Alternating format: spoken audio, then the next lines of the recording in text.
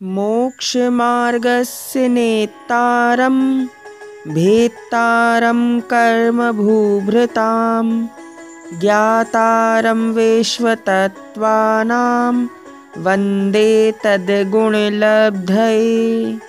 अर्थात जो मोक्ष मार्ग के नेता हैं, अर्थात अग्रणी हैं या पथ प्रदर्शक हैं, कर्म रूपी पर्वतों को भेदने वाले हैं और विश्व तत्वों के ज्ञाता हैं, ऐसे आप्त को यानी कि अरहंत देव को मैं उन गुणों की प्राप्ति के लिए नमस्कार करता हूँ। सम्यक दर्शन ज्ञान चारित्राणि मोक्ष मार्गः। अर्थात सम्यक दर्शन, सम्यक ज्ञान एवं सम्यक चारित्र, इन तीनों की एकता का नाम मोक्ष मार्ग है। अलग अलग तीनों से मोक्ष मार्ग नहीं बनता है। तत्वार्थ श्रद्धा नाम सम्यक दर्शनम।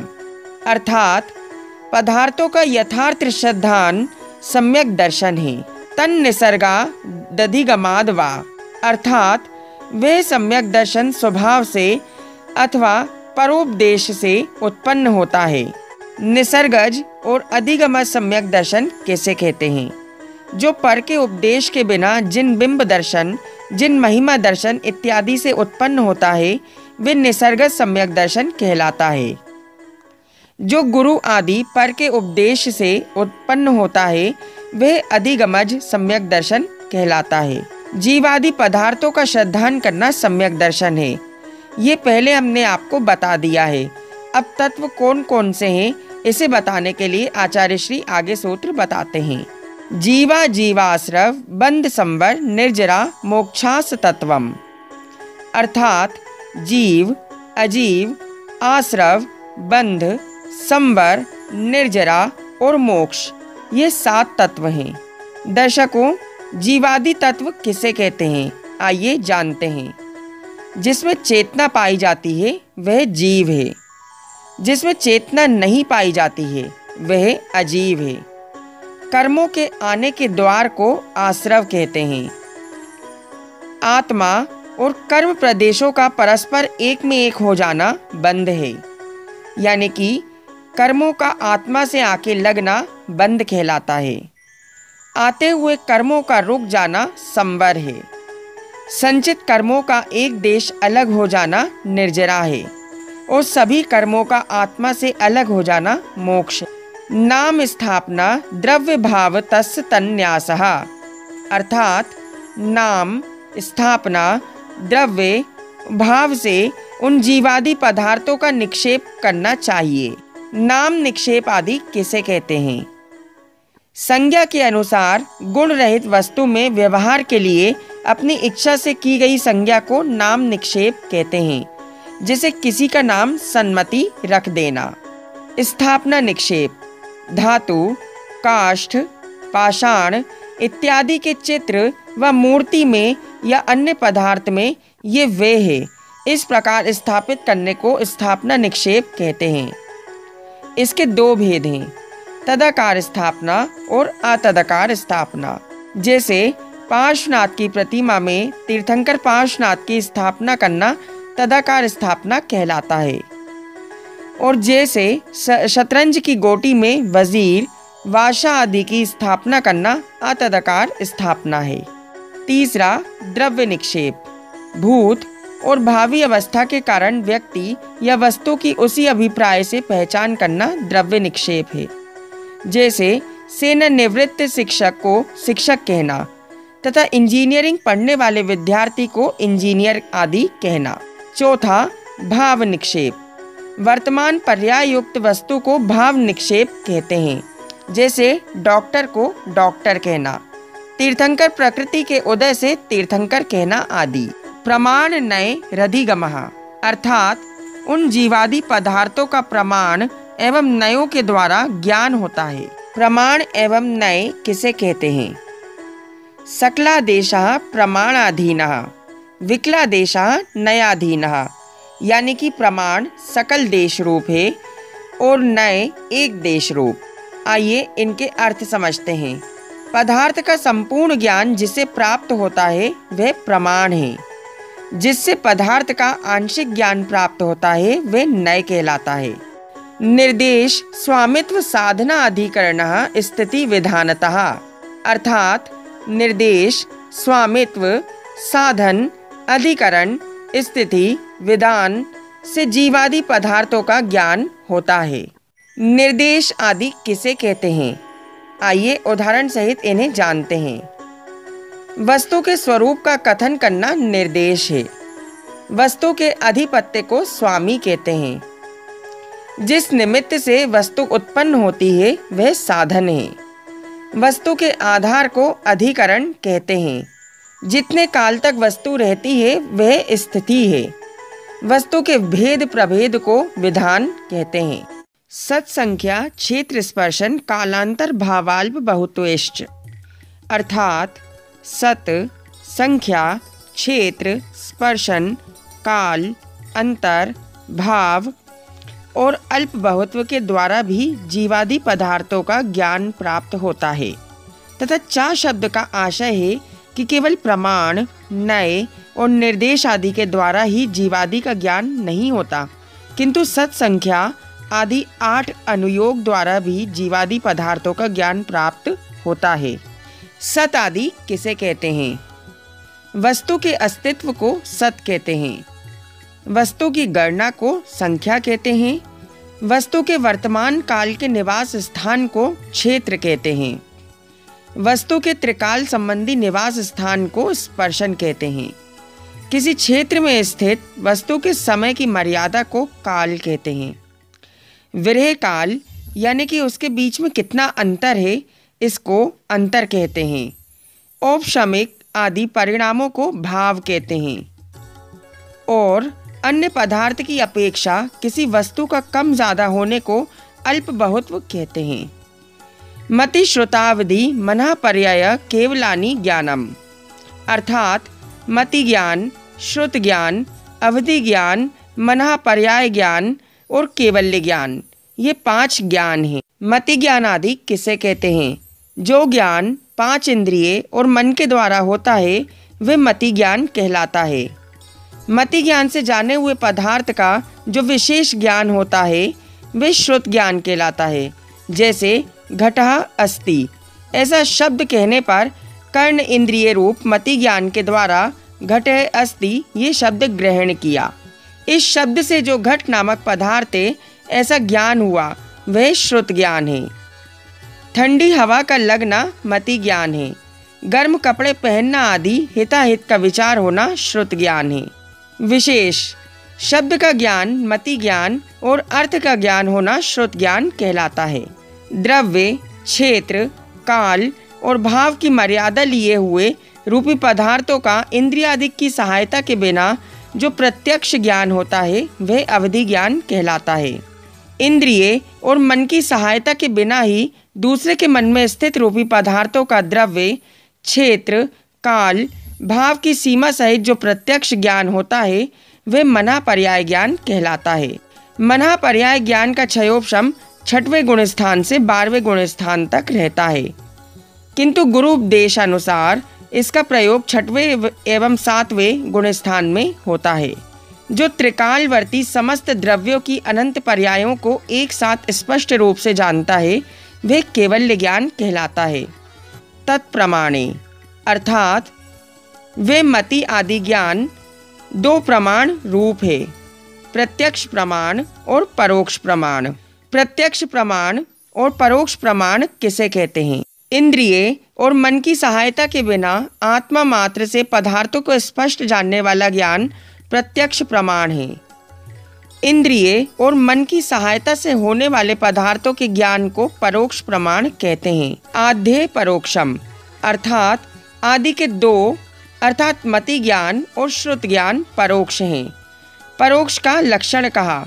इससे शेष सब ज्ञान प्रत्यक्ष हैं। इसे बताने के लिए आचार्य श्री उमा स्वामी महाराज आगे सूत्र बताते हैं। प्रत्यक्ष मन्यत, अर्थात शेष बचे हुए अवधि ज्ञान, मनः पर्याय ज्ञान तथा केवल्य ज्ञान प्रत्यक्ष ज्ञान है।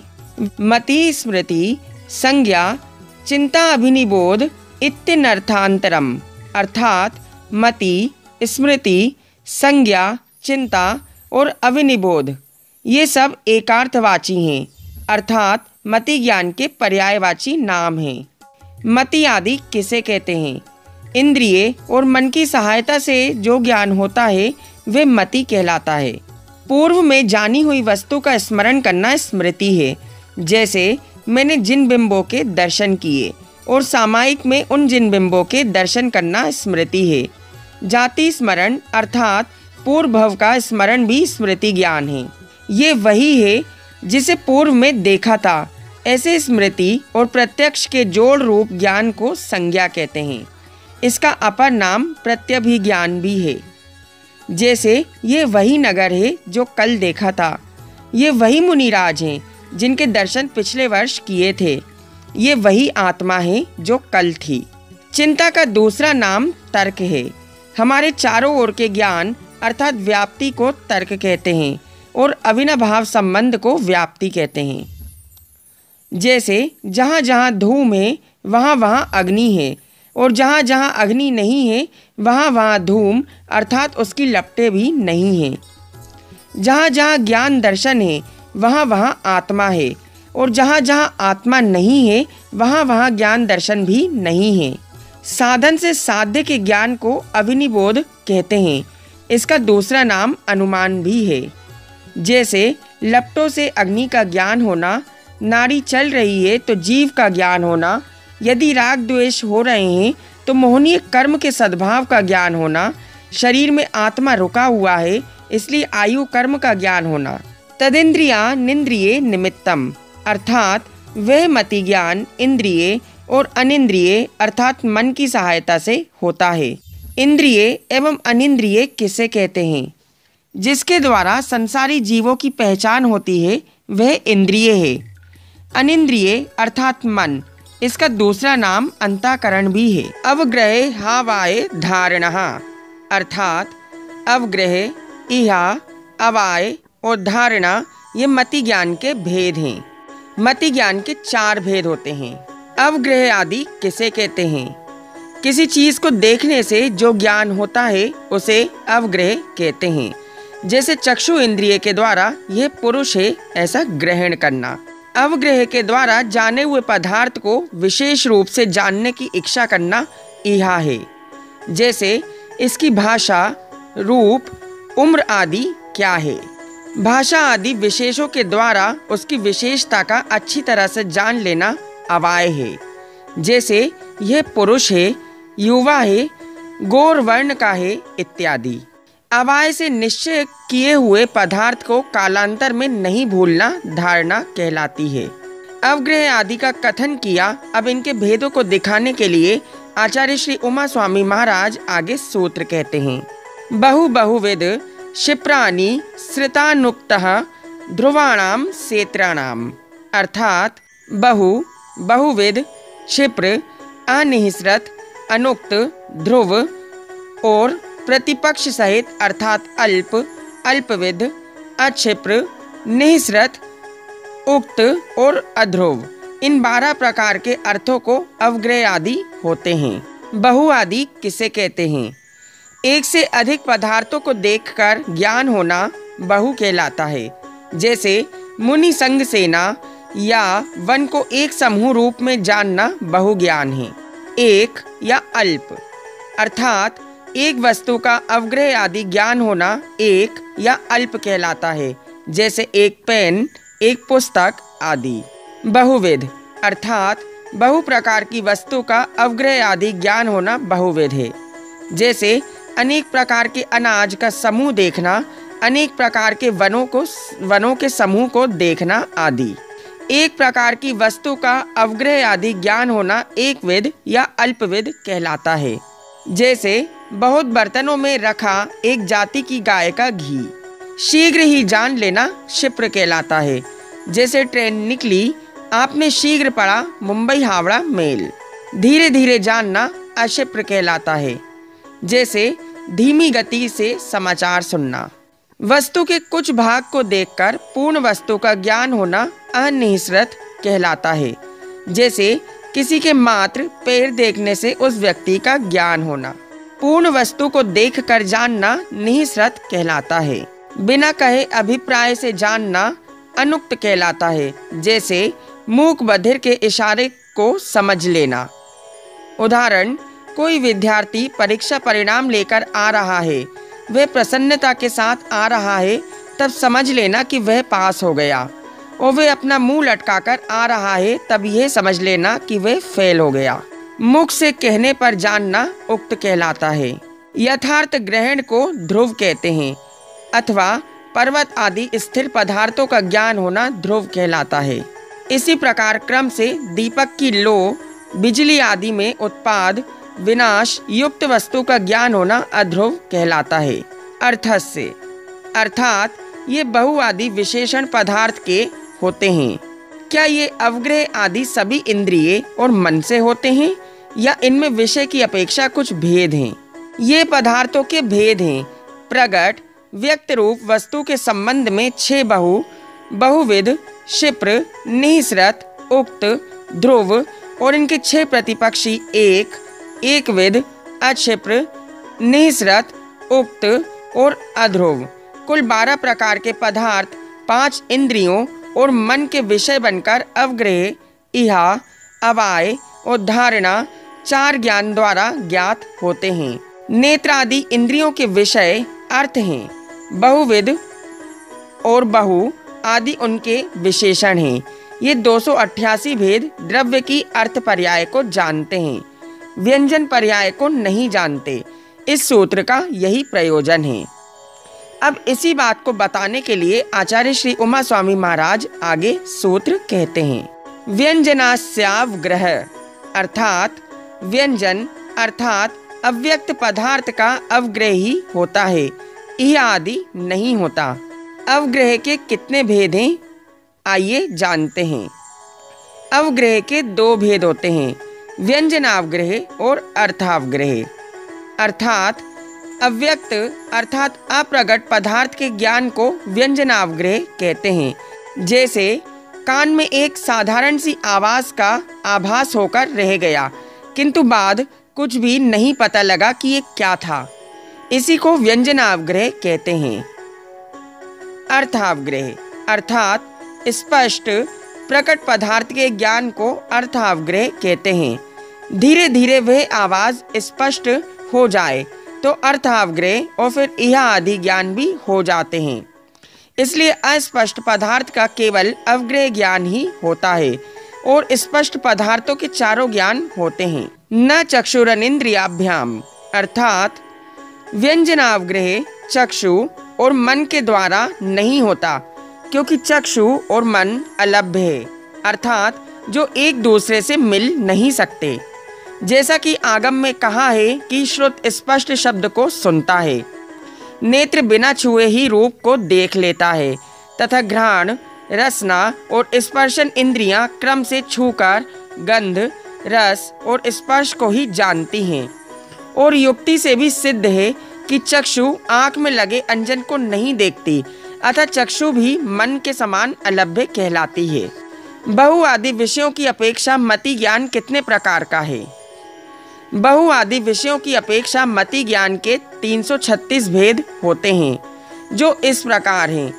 अर्थावग्रह के 6 यानी कि 5 इंद्रिय तथा 1 मन, इसमें अगर हम 4 अवग्रह का गुणा करते हैं तो 24 गुणे 12 बहु आदि पदार्थ इस प्रकार मिलकर 288 भेद कहे गए हैं। व्यंजनावग्रह ये चक्षु और मन से नहीं होता, इसमें मात्र अवग्रह ही होता है, यह आदि नहीं होता। अतः 12 गुणे 4 यानी कि 48 भेद इसके हो जाते हैं और इसके कुल योग करने पे 288 धन 48 336 भेद होते हैं। श्रुतमति पूर्वम व्यनेक 12 भेदम, अर्थात श्रुत ज्ञान मति ज्ञान पूर्वक होता है, उसके 2 अनेक और 12 भेद होते हैं। विशेष अंगवाहे और अंग प्रविष्ट की अपेक्षा श्रुत ज्ञान 2 प्रकार का है। अंगवाहे के अनेक भेद हैं एवं अंग प्रविष्ट के 12 भेद आगम में कहे गए हैं। अंग प्रविष्ट क्या कहलाता है? गणधर देव तीर्थंकर भगवान की वाणी सुनकर जो द्वादशांग की रचना करते हैं उसे अंग प्रविष्ट कहते हैं। अंगवाहे क्या कहलाता है? मंदबुद्धि शिष्यों के अनुग्रह के लिए आचार्यों आदि द्वारा रचित शास्त्र अंगबाहें की रचना करते हैं और यह रचना अंग प्रविष्ट के आधार पर होती है। भव प्रत्ययो अवधिर्देव नारकाणाम, अर्थात भव ही जिसका कारण है, ऐसा अवधि ज्ञान भव प्रत्यय अवधि ज्ञान कहलाता है। ये देवों और नारकियों को होता है। भव प्रत्यय अवधि ज्ञान किसे कहते हैं? प्रत्यय, कारण और निमित्त ये एकार्थवाची नाम हैं। जिस अवधि ज्ञान के होने में भव निमित्त है वह भव प्रत्यय अवधि ज्ञान कहलाता है। जैसे भैंस, मछली आदि का जल में तैरना भव प्रत्यय है। पक्षियों का आकाश में उड़ना भव प्रत्यय कहलाता है। क्षयोपशम निमित्तः षड विकल्पः शेषाणाम, अर्थात शेष तिर्यंच और मनुष्यों के क्षयोपशम के निमित्त से होने वाला 6 प्रकार का अवधि ज्ञान होता है। दर्शकों, अब जानते हैं गुण प्रत्यय अवधि ज्ञान किसे कहते हैं। सम्यक्त्व से सहित अनुव्रत और महाव्रत गुण जिस अवधि ज्ञान के कारण है वह गुण प्रत्यय अवधि ज्ञान कहलाता है। 6 प्रकार के गुण प्रत्यय अवधि ज्ञान कौन से होते हैं, आइए जानते हैं। पहला, अनुगामी। जो अवधि ज्ञान सूर्य के प्रकाश की तरह दूसरे भव या क्षेत्र में भी जीव के साथ जाता है उसे अनुगामी कहते हैं। दूसरा, अननुगामी। जो अवधि ज्ञान दूसरे भव या क्षेत्र में जीव के साथ नहीं जाता, जैसे उर्मिला अननुगामी जो लक्ष्मण के साथ वनवास नहीं गई। दूसरा उदाहरण है, भारत का रुपया अमेरिका में नहीं चलता है, ये रुपया अननुगामी है। तीसरा, वर्धमान।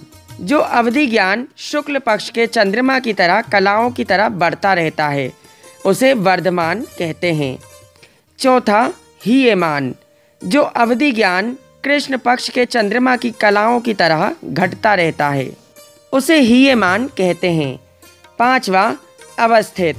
जो अवधि ज्ञान सूर्य या तिल आदि के चिन्ह के समान एक सा रहता है, ना कभी घटता है ना कभी बढ़ता है, उसे अवस्थित कहते हैं। और छठवा, अनवस्थित।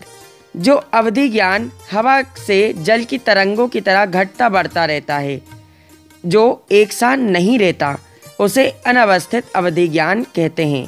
विशेष अवधि ज्ञान 3 प्रकार का भी होता है, देशावधि, परमावधि और सर्वावधि। ऋजु विपुलमति मनः पर्यायः, अर्थात मनः पर्याय ज्ञान ऋजुमति एवं विपुलमति के भेद से 2 प्रकार का होता है। ऋजुमति मनः पर्याय ज्ञान एवं विपुलमति मनः पर्याय ज्ञान किसे कहते हैं? जो मन वचन काय की सरलता से चिंतित पर के मन में स्थित रूपी पदार्थों को जानता है उसे ऋजुमति मनः पर्याय ज्ञान कहते हैं। और जो सरल तथा कुटिल रूप से चिंतित पर के मन में स्थित रूपी पदार्थों को जानता है, जैसे किसी के यहाँ छापा पड़ा, उसे आपकी तिजोरी में रखा सोना मिल जाता है, ये ऋजुमति मनः पर्याय ज्ञान से पकड़ में आ गया। किंतु जो दीवार के अंदर छिपा कर रखा है वे मशीन से अर्थात विपुलमति मनः पर्याय ज्ञान से पकड़ में आता है। ऐसे ज्ञान को विपुलमति मनः पर्याय ज्ञान कहते हैं। विशुद्धेः प्रतिपाताभ्याम तद विशेषः, अर्थात विशुद्धि और अप्रतिपात की अपेक्षा इन दोनों में विशेषता है। विशेष मनः पर्याय ज्ञानावरण कर्म का क्षयोपशम होने पर आत्मा में जो निर्मलता आती है वह विशुद्धि है तथा गिरने का नाम प्रतिपात है और नहीं गिरना अप्रतिपात कहलाता है। विशुद्धि क्षेत्र स्वामी विषयभ्यो अवधि मनः पर्ययो, अर्थात विशुद्धि क्षेत्र स्वामी और विषय की अपेक्षा अवधि ज्ञान और मनः पर्याय ज्ञान में विशेषता है। पहले हम अवधि ज्ञान को समझते हैं। विशुद्धि की अपेक्षा मनः पर्याय ज्ञान से अवधि ज्ञान में विशुद्धि कम है। क्षेत्र की अपेक्षा ये उत्कृष्टता की अपेक्षा लोक स्थित पदार्थों को जानता है। ये चारों गति के जीवों को हो सकता है और अवधि ज्ञान की प्रवृत्ति रूपी पदार्थों में ही होती है। इसी प्रकार मनः पर्याय ज्ञान अवधि ज्ञान से कई गुणी विशुद्धि वाला होता है। ये 45 लाख योजन तक स्थित प्राणियों के मन की बात को जान लेता है। यह मात्र मुनियों को 6वें गुण स्थान से 12वें गुण स्थान तक होता है। अवधि ज्ञान के विषय से अनंतवें भाग में इसकी प्रवृत्ति होती है। मति श्रुतयोर निबंधो द्रव्येषु सर्व पर्यायेषु, अर्थात मति ज्ञान और श्रुत ज्ञान का नियम सर्व द्रव्यों की कुछ पर्याय में होता है। क्या मति ज्ञान आत्मा को जानता है या नहीं? जब मति ज्ञान सर्व द्रव्यों को जानता है तब वह आत्मा को भी जानता है, क्योंकि वह भी जीव द्रव्य है। अब अवधि ज्ञान का विषय क्या है, इसके लिए आचार्य श्री उमा स्वामी महाराज आगे सूत्र कहते हैं। रूपेषु वधे, अर्थात अवधि ज्ञान का विषय रूपी पदार्थों में है। ये रूपी द्रव्यों की कुछ पर्यायों को जानता है। तदनंत भागे मनः पर्ययस्सह, अर्थात अवधि ज्ञान के विषयभूत पदार्थ के अनंतवें भाग में मनः पर्याय ज्ञान की प्रवृत्ति है। इसका अर्थ ये है कि मनः पर्याय ज्ञान अवधि ज्ञान के अनंतवें भाग के कुछ पर्यायों तक को ही जानता है। सर्वद्रव्य पर्यायेषु केवलस्य, अर्थात केवल्य ज्ञान समस्त द्रव्यों की सभी त्रिकालवर्ती अनंत पर्यायों को युगपथ, अर्थात एक साथ प्रत्यक्ष एक ही समय में जान लेता है। एकादिनी भाज्यानि युगपदे कस्मिन्ना चतुर्भ्यः, अर्थात एक जीव यानी कि आत्मा में एक काल में एक साथ 1, 2, 3 अथवा 4 ज्ञान तक हो सकते हैं। मति श्रुतावधयो विपर्ययश्च, अर्थात मति, श्रुत और अवधि ज्ञान विपरीत भी होते हैं। चा शब्द से तीनों ज्ञान मिथ्या भी हो सकते हैं, सम्यक भी हो सकते हैं एवं मिश्र भी होते हैं। सदसतो रविशेषाद यद्रक्षोपलब्धे रुन्मत्तवत्, अर्थात मिथ्या दृष्टि जीव सत्य और असत्य में भेद नहीं करके उन्मत्त पुरुष के समान अपनी इच्छा के अनुसार ज्ञान को ग्रहण करता है और इसी कारण ये ज्ञान नियम से मिथ्या हो जाते हैं। नैगम संग्रह व्यवहार रज्जु सूत्र शब्द संभिरूणय वम भूता नयः, अर्थात नैगम, संग्रह, व्यवहार, ऋजु सूत्र, शब्द, संभिरूण एवं भूत, ये 7 नय हैं। दर्शकों, अब इन 7 नयों को विस्तार से जानते हैं। नैगम नय आदि किसे कहते हैं? अनिष्पन्न अर्थ में संकल्प मात्र को ग्रहण करने वाला नैगम नय है। जैसे रसोई घर में अग्नि जलाते समय कहना मैं भोजन बना रहा हूँ। रेलवे के टिकट घर से टिकट लेते समय कहना मैं दिल्ली जा रहा हूँ। इसके 3 भेद हैं: भूत नैगम नय, भावी नैगम नय और वर्तमान नैगम नय। संग्रह नय किसे कहते हैं? जो नय अपनी जाति का विरोध नहीं करके एक पने से समस्त पदार्थों को ग्रहण करता है, वे संग्रह नय कहलाता है। जैसे विद्यार्थी कहने से समस्त विद्यार्थी, द्रव्य कहने से समस्त द्रव्य, मुनि कहने से समस्त मुनि इत्यादि। व्यवहार नय, संग्रह नय के द्वारा ग्रहण किए गए पदार्थों का विधि पूर्वक भेद करना व्यवहार नय है। जैसे विद्यार्थियों के लिए विद्यालय पढ़ने वाले, महाविद्यालय पढ़ने वाले, द्रव्य के 6 द्रव्य भेद करना, मुनि के तपस्वी ज्ञानी भेद करना इत्यादि, इसे व्यवहार नय कहते हैं। ऋजु सूत्र नय, वर्तमान काल को ग्रहण करने वाला ऋजु सूत्र नय है। इसके 2 भेद हैं: सूक्ष्म ऋजु सूत्र नय और स्थूल ऋजु सूत्र नय। जो नय एक समयवर्ती पर्यायों को विषय करता है वे सूक्ष्म ऋजु सूत्र नय कहलाता है। जैसे सब क्षणिक है। जो अनेक समयवर्ती स्थूल पर्यायों को विषय करता है वे स्थूल ऋजु सूत्र नय कहलाता है। जैसे मनुष्य आदि पर्याय अपनी अपनी आयु प्रमाण काल तक रहती हैं। शब्द नय किसे कहते हैं? पर्यायवाची सभी शब्दों का एक ही अर्थ ग्रहण करता है, वे शब्द नय कहलाता है। जैसे निर्ग्रंथ, श्रमण, मुनि आदि। संख्या, लिंग, कारक इत्यादि के दोष को दूर करके शब्द के द्वारा पदार्थ को ग्रहण करना शब्द नय है। जैसे आम्रः वनः, आमों के वृक्ष वन हैं। यह आम्र शब्द बहुवचनांत है और वन शब्द एक वचनांत है। यद्यपि व्यवहार में ऐसे प्रयोग होते हैं, तथापि इस प्रकार के व्यवहार को शब्द नय अनुचित मानता है। छठवां, संभिरूण न्याय। एक शब्द के अनेक अर्थ होने पर भी किसी प्रसिद्ध एक ऋण अर्थ को शब्द द्वारा कहना संभिरूण न्याय कहलाता है। जैसे गो शब्द के पृथ्वी, वाणी, किरण इत्यादि अनेक अर्थ हैं, फिर भी गो शब्द से गाय को ग्रहण करना, इसे संभिरूण न्याय कहते हैं। सातवां, एवं भूत न्याय। जिस शब्द का जो वाच्य है वह उसी रूप क्रिया से परिणत समय में ही जब पाया जाता है, उसे जो विषय करता है वह एवं भूत न्याय कहलाता है। जैसे पूजा करते हुए को पुजारी कहना, राज्य करते समय राजा कहना, दीक्षा प्रायश्चित देते समय आचार्य कहना, पढ़ाते समय शिक्षक कहना, आत्मा की साधना करते समय साधु कहना आदि। इस प्रकार यहाँ पर प्रथम अध्याय पूर्ण होता है।